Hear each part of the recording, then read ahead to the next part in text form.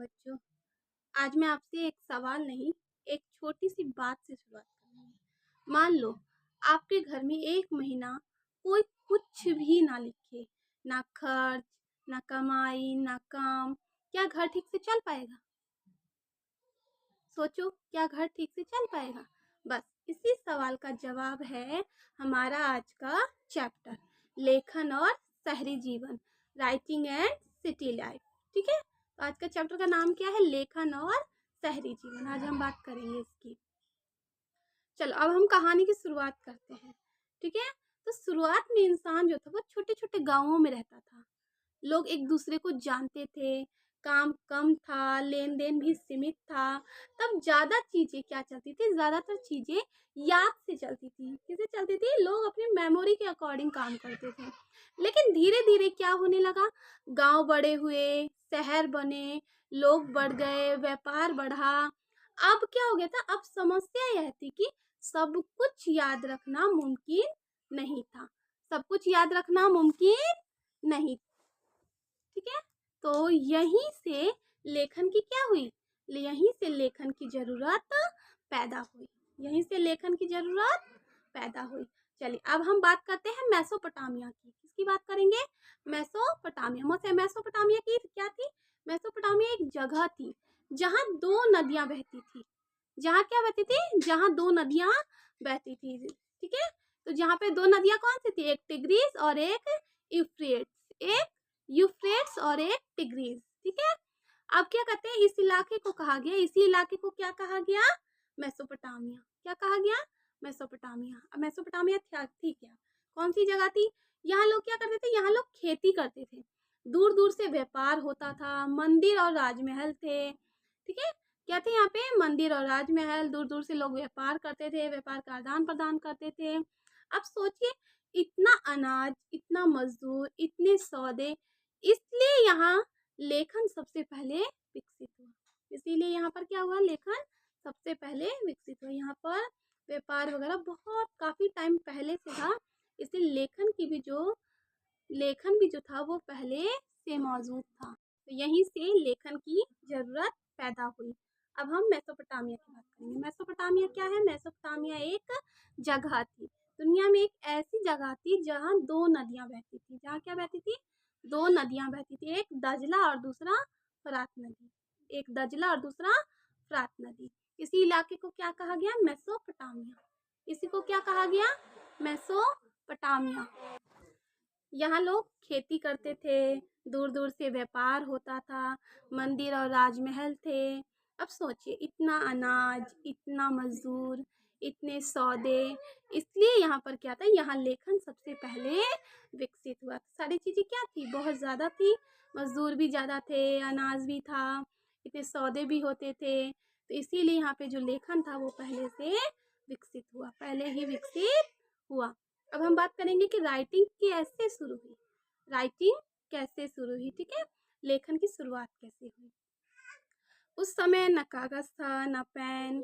लोग गीली मिट्टी लेते थे और उस पर नुकीली छड़ी से निशान बनाते थे। क्या बनाते थे? नुकीली छड़ी से निशान बनाते थे। और उसे की वो जानते हैं ना, उसे क्या कहा जाता? क्यूनिफॉर्म कहा जाता था। क्या कहा जाता था उसे? क्यूनिफॉर्म। क्यूनिफॉर्म यानी मिट्टी के जो तख्ते होते थे ना, मिट्टी के तख्ते, उन पर लिखा जाता था। पहले जो ये निशान थे ये चित्र जैसे थे। क्या थे? चित्र जैसे। जिसमें क्या? अनाज का चित्र, जानवर का चित्र। धीरे धीरे ये चित्र बदलकर चिन्ह बन गए। ये धीरे धीरे क्या हो गए? ये चित्र बदलकर चिन्ह बन गए और फिर आवाज को दिखाने लगे। फिर यही आवाज को दिखाने लगे। इसी लेखन को क्या कहा गया है? क्यूनिफॉर्म स्क्रिप्ट, यानी कि क्यूनिफॉर्म स्क्रिप्ट, क्यूनिफॉर्म लेखन कहा गया है। तो लेखन कोई जादू नहीं, यह जरूरत से पैदा हुई प्रक्रिया थी। क्या कहा जाएगा यहाँ पे? ये लेखन कोई जादू नहीं था, ये जरूरत से पैदा हुई प्रक्रिया थी। अब एक हम स्क्राइब्स, एक खास वर्ग की बात करेंगे। ठीक है, अब एक सवाल उठता है, क्या हर कोई लिख सकता था? क्या हर कोई लिख सकता था? नहीं, हर कोई नहीं लिख सकता था, क्योंकि लेखन मुश्किल था। क्या था? लेखन मुश्किल था।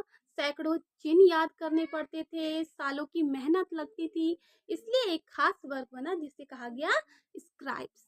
जिसे क्या कहा गया? स्क्राइब्स। ये लोग मंदिरों और राज दरबारों के लिए लिखते थे और समाज में बहुत सम्मान पाते थे। ठीक है, ये किसके लिए लिखते थे? मंदिरों में जितने भी कार्य निर्माण होते थे उनके बारे में, राज दरबारों के बारे में, ये सारी चीजें ये लोग लिखते थे और समाज में बहुत सम्मान भी पाते थे। जाहिर सी बात है, जो हर चीजों को समझाएगा, लिखवाएगा, जो पढ़ेगा उसकी तो मान्यता होगी ही होगी। ठीक है, अब हम बात करते हैं, जिसके पास लेखन था उसके पास शक्ति भी थी। जिसके पास लेखन था उसके पास शक्ति भी थी। हम सिटी लाइफ की बात करेंगे। ठीक है, एक सच की और तस्वीर देखते हैं। ठीक है, कि पहले का शहरी जीवन कैसा था, कैसे हुआ शहरों का विकास। शहरों की जो जिंदगी थी वो आसान नहीं थी। क्या था? शहरों की जो जिंदगी थी वो आसान नहीं थी। एक तरफ सुरक्षा, काम, व्यापार ये था, दूसरी तरफ भीड़, बीमारी, गरीबी, ये सारी चीजें क्या थी? शहरों में उपलब्ध थी। हर कोई शहरों में नहीं रह सकता था। ठीक है, लेकिन फिर भी लोग शहरों की तरफ आते रहे, क्योंकि शहर अवसर देते थे। लेकिन फिर भी लोग क्या? शहरों की तरफ आते रहे, और क्योंकि शहर क्या देते थे? उन्हें अवसर देते थे, रहने के लिए अवसर देते थे। जैसे आज भी लोग गांव शहर से आते हैं, गांव से लोग आज भी लोग आ रहे हैं ना, गांव से शहर। चलिए, तो अब हम राइटिंग का असली मतलब जानते हैं कि लेखन आखिर था क्या। ठीक है, लेखन ने क्या बदला, लेखन क्या लाया, लेखन के कारण क्या हुआ? कानून बने। ठीक है, कानून लिए गए, कर तय हुए, इतिहास को सुरक्षित रखा गया। जो पिछला इतिहास था वो आज हमें कैसे मेमोराइज होता है? वो हमें लेखन के द्वारा ही होता है। अगर वो चीज़ें लेखन में नहीं मिली होती तो हम पिछले इतिहास को कैसे याद करते? नहीं याद कर पाते ना। तो पिछला इतिहास हमें किससे पता चलता है? लेखन के द्वारा ही पता चलता है। आज हमें पहले पुरातात्विक स्रोत मिले हैं देखने को, तो हम जान सकते हैं, जान पाए ना कि इतिहास पहले का कैसा था, है ना? तो अगर लेखन ना होता तो हम प्राचीन सभ्यताओं के बारे में कुछ भी ना जान पाते, है ना? हमें कुछ भी नहीं पता होता।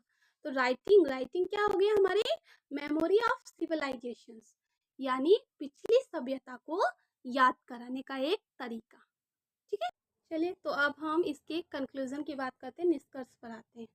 तो बच्चों, लेखन सिर्फ पढ़ाई का विषय नहीं है, ये बताता है कि इंसान ने अपनी जिंदगी को कैसे समझा और कैसे उसे संभाले रखा। ठीक है, तो लेखन क्या था? लेखन सिर्फ एक पढ़ाई का विषय नहीं माना गया। लेखन ने इंसान की जो जिंदगी बदली है वो लेखन से ही बदली है। अगर वो इतिहास को नहीं लिखता, ना समझता, तो कैसे आगे बढ़ता?